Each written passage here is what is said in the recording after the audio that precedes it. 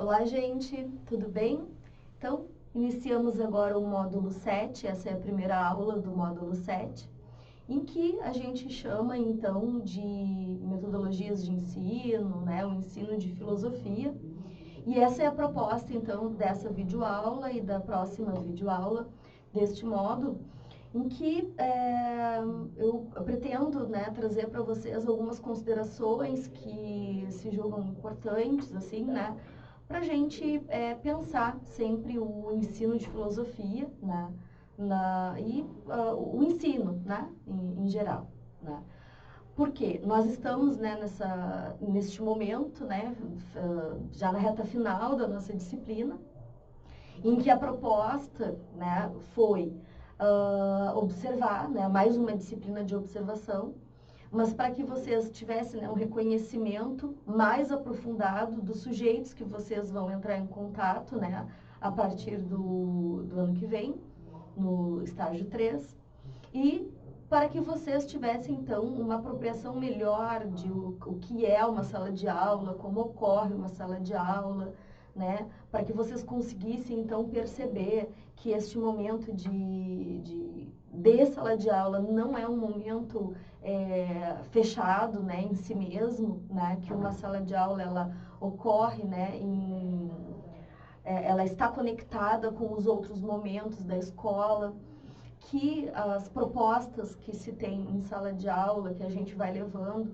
elas não são propostas que nós inventamos unicamente, assim, né, que nós trouxemos, assim, a partir das nossas ideias, não é bem assim que funciona, porque existe na escola uma orientação pedagógica, existe um trabalho, né, que é desenvolvido. Cada escola tem, né, o seu PPP, por exemplo, né? As escolas elas têm seus projetos. Então, conhecer essas demandas, né, são extremamente importantes para que a gente saiba, né, como desenvolver o nosso trabalho enquanto professor. Tá? Por quê? Pelo menos eu procuro deixar sempre claro, né, isso, que a gente não tem como elaborar uma aula, né, para trabalhar, seja qual disciplina, que a gente está falando da disciplina de filosofia, né, que ela não atenda às propostas, né, da escola, que ela esteja desconectada ou até, né, de forma conflitante, né, com a proposta pedagógica que a escola ela está proporcionando, que ela quer proporcionar, né, para os seus estudantes. Então, eu acho que isso é importante que a gente saiba, que a gente conheça. Então, por isso, eu insisti para vocês e sempre pedi para vocês, então, conhecerem a comunidade, conversarem com os sujeitos, abrir a possibilidade para vocês observarem não apenas a sala de aula, mas outros momentos na escola, sondarem, né, conversarem com a supervisão pedagógica para conhecerem quais são os projetos que estão sendo desenvolvidos, né, e para que vocês saibam, né, como que vão se inserir ali nesse contexto, né, claro, na disciplina de filosofia, mas essa imersão, né, no contexto escolar, ela não pode se dar apenas no momento da disciplina de filosofia, porque vocês vão fazer parte daquela comunidade escolar, né?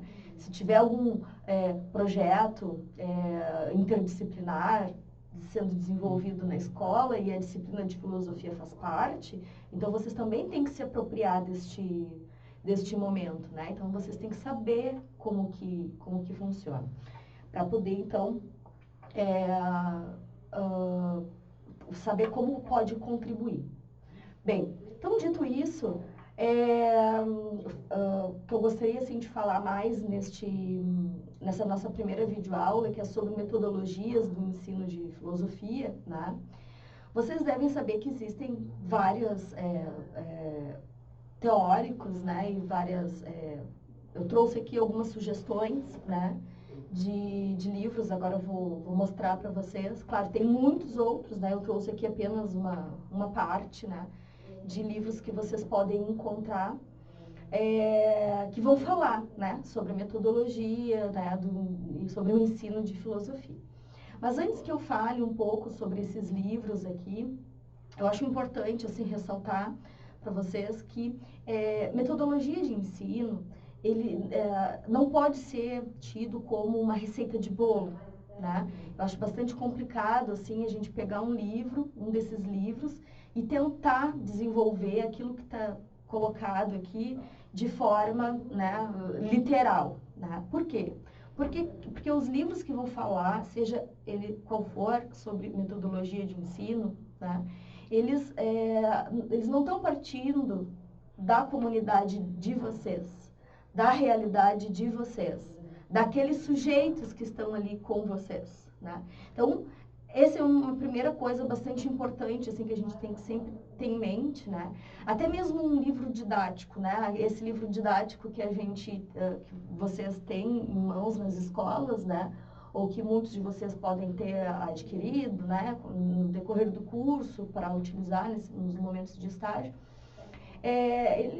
Muitas vezes a gente não consegue utilizar o livro didático inteiro, né?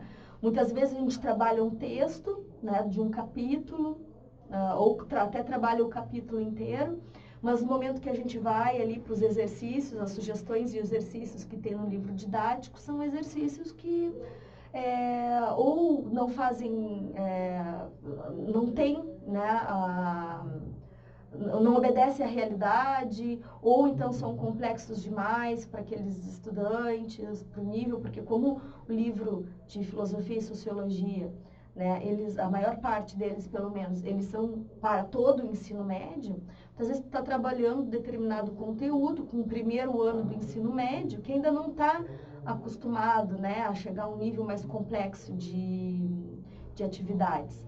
Então, os alunos não conseguem desenvolver, ou até fazem, mas com a gente trabalhando, dando bastante assistência, né? Não dá para ser assim como um simples exercício que os alunos fazem sozinhos, certo? Então, é isso que eu quero dizer, que seja um livro didático, seja um livro que vocês lerem, né? Falando sobre metodologia do ensino de filosofia, a gente não pode ter aquilo como uma receita de bolo, porque a gente precisa partir da comunidade, né? A gente precisa partir dos sujeitos que estão ali, né, conosco. A gente tem que conhecer as possibilidades dessas pessoas, né? O que eles, em que ponto que eles estão. Por isso também uma outra sugestão, assim, né, que a gente sempre dá quando começa, né, um trabalho com uma turma que a gente não conhece, é fazer um diagnóstico, né, fazer uma atividade diagnóstica. Na verdade, no início do ano, esse é o correto, né, independente da turma que se esteja. Pode ser até mesmo uma turma em que a gente já tenha trabalhado, já tenha contato, já conheça, né. O correto é a gente fazer uma atividade diagnóstica para que a gente tenha, né, saiba, né, ali a partir daquela atividade, mesmo que seja de forma parcelada, enfim, mas que a gente tenha uma noção, né, do que aqueles estudantes eles conseguem fazer, o que a gente precisa trabalhar melhor, o que eles não conseguem fazer, né? Claro, tendo em vista quais são os objetivos de aprendizagem que a gente tem, ou seja, quais são as habilidades e competências que a gente quer trabalhar, né? De repente, vocês vão trabalhar com o segundo ano do ensino médio, que tem uma determinada lista ali de habilidades e competências, ou, né, se não for assim que a escola trabalhar, se trabalhar apenas a partir de objetivos, né? Então, fazer esse diagnóstico, né, para a partir daqueles objetivos. O aluno consegue interpretar, o aluno consegue emitir uma opinião crítica, o aluno consegue fazer contextualizações, elaborar contextualizações, consegue relacionar, ele consegue dissertar, o aluno ele consegue perceber diferenças, semelhanças, né? Então, dando exemplos apenas, né? Mas para que uma atividade diagnóstica ela nos auxilia para que a gente possa depois olhar para metodologias de ensino, né? E que possa escolher. Por quê? Outra coisa importante também, que eu acho que vale a pena ressaltar, é que a gente não precisa adotar um único tipo, né, de metodologia, né? Eu acho que é importante que a gente varie, né, na forma de trabalhar, na forma de expor. Por quê? De repente, um grupo, né, essas alturas vocês já devem ter percebido, né, que as salas de aulas, elas são bastante diversas, tem grupos de alunos, né, uns têm uma maior facilidade de compreensão na disciplina de filosofia, outros têm uma capacidade de compreensão mais, né, mediana, e outros têm mais dificuldade de entender a filosofia. Tá? Então, quando a gente varia o método, quando a gente varia a abordagem, quando a gente varia a forma como vai apresentar um determinado conteúdo, a gente consegue, então, abranger, né, essa diversidade, né, de sujeitos, assim, essa diversidade de forma de compreender, né.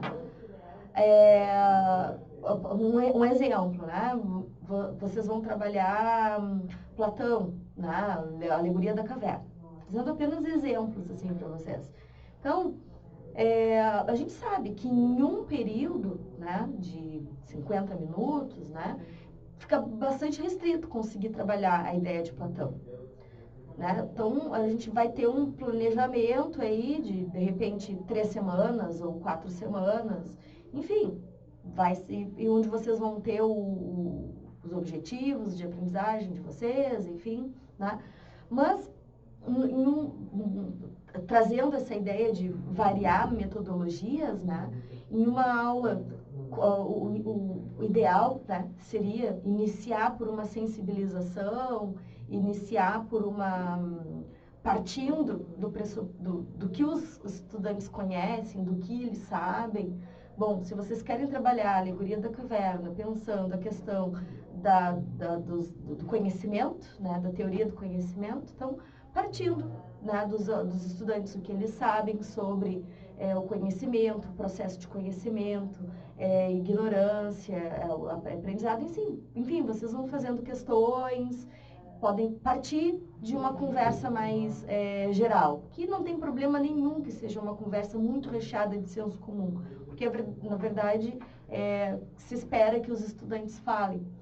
E, na medida que se dá por satisfeito, né, ou que aquela conversa fluiu ou não fluiu, o importante é a gente ter também um plano B, né, porque muitas vezes as propostas de diálogo que a gente leva para a aula, de rodas de conversa, de discussões, dependendo do grupo, não funciona, não dá certo, né, então a gente tem que ter uma outra atividade para substituir aquela, né.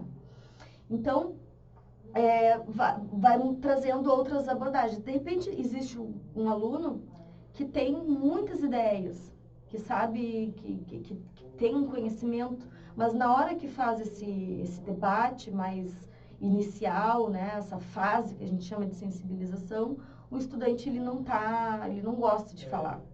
Mas ele está dentro da cabeça dele fazendo várias conexões e está fazendo, né, articulando ideias.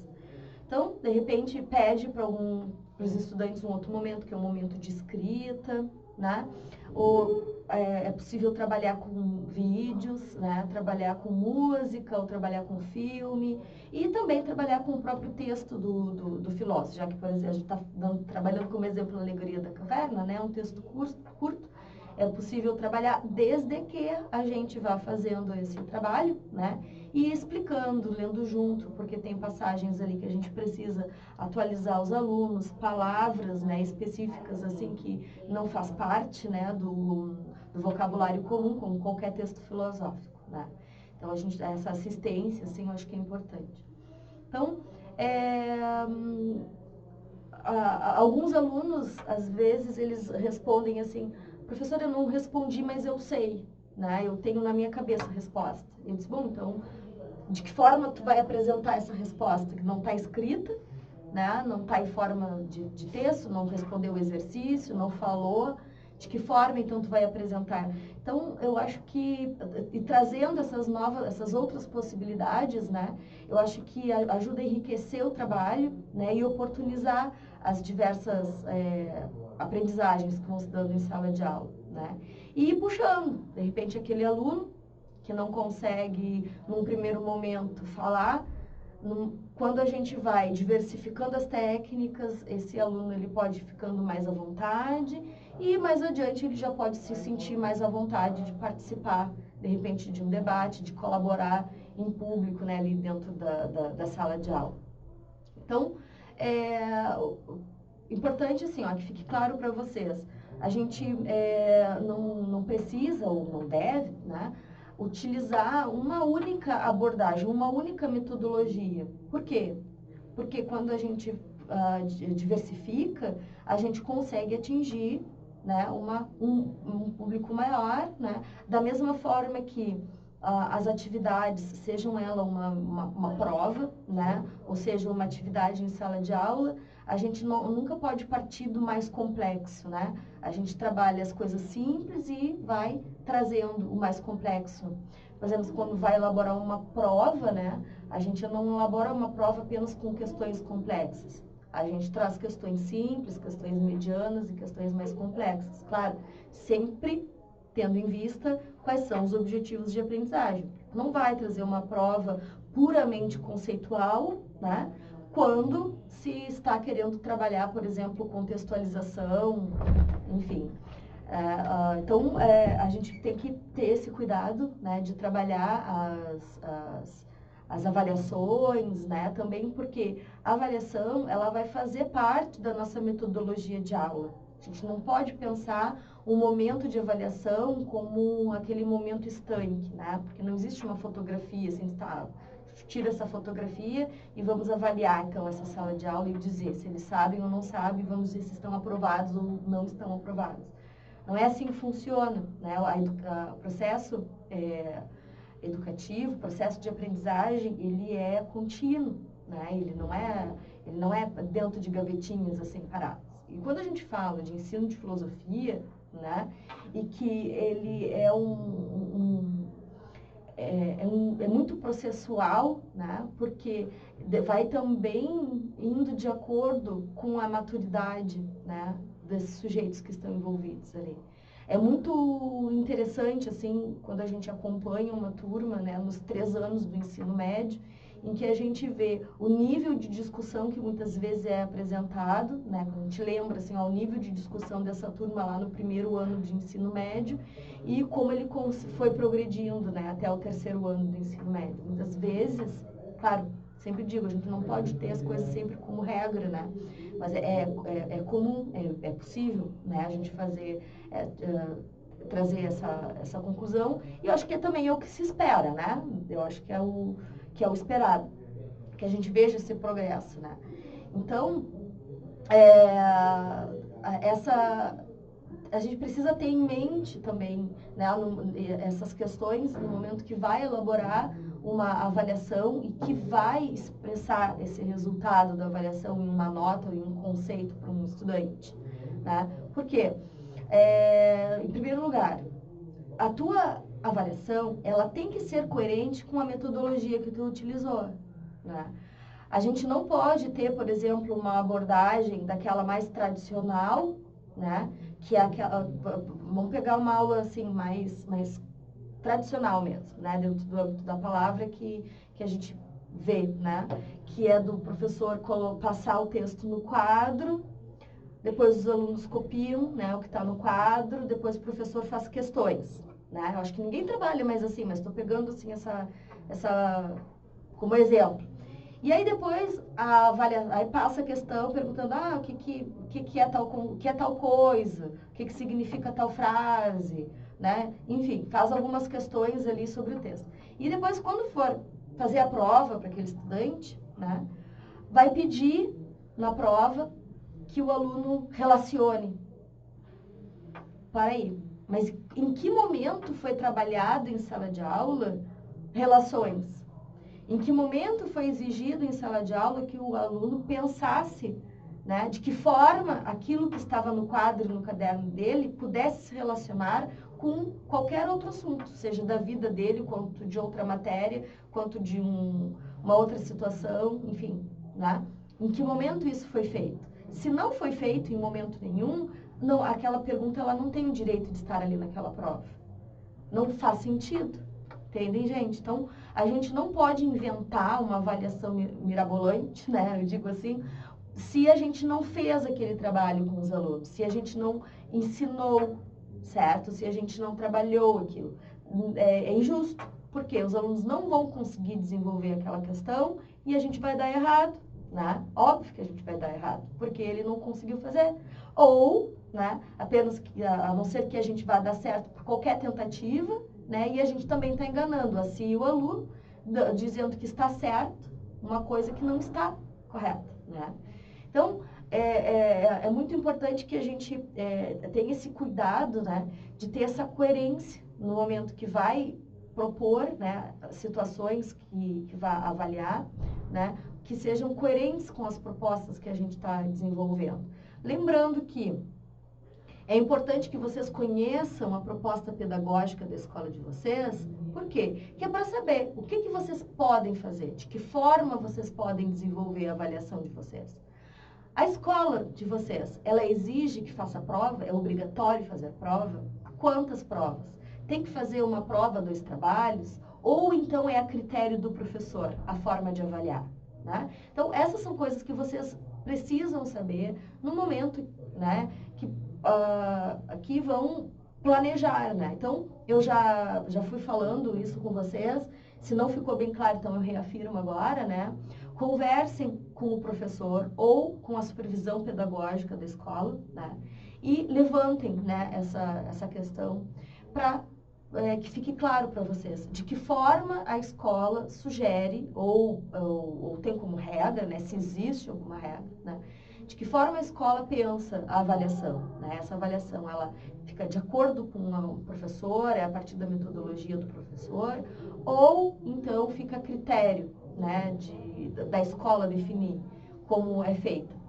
E, claro, conversar com o professor parceiro de vocês, porque a avaliação que ele costuma desenvolver, eu não considero muito correto a gente sair muito daquela proposta. Óbvio, a gente pode ter propostas diferentes, né? A gente pode trazer coisas diferentes, mas a gente fazer uma troca totalmente, né, onde a gente modifique muito, né, pode causar um determinado problema, e já explico por quê. Vocês vão trabalhar no primeiro semestre, no primeiro trimestre, possivelmente, tá? Bem, nesse período, vocês vão fazer a avaliação e vão dar uma nota para esses estudantes. Nem todos os estudantes vão aprovar, né? Pode ser que alguns de vocês tenham a felicidade de conseguir aprovar todos os estudantes que estejam na sala de vocês. Mas, possivelmente, né, vocês tenham ali estudantes que não vão aprovar. Bem, quem vai fazer a recuperação desses alunos não vão ser mais vocês. Vai ser o professor que está, né, o professor que é o titular da sala, porque vocês vão se afastar, vocês vão cumprir o horário o tempo de estágio de vocês, que vai, né, coincidir com o primeiro trimestre. Talvez passe um pouco, alguns, outros terminem antes, mas vocês vão trabalhar naquele período. E depois vocês vão se afastar da escola e, na continuidade dos trimestres, quem vai fazer a recuperação desses alunos que não conseguiram aprovar é o professor regente da disciplina, é o professor efetivo ali na escola, né? Por que isso acontece na maior parte das escolas estaduais? Porque a avaliação, ela é a avaliação formativa, que é o pressuposto da avaliação até o momento, né? Ela é uma avaliação processual, dita processual.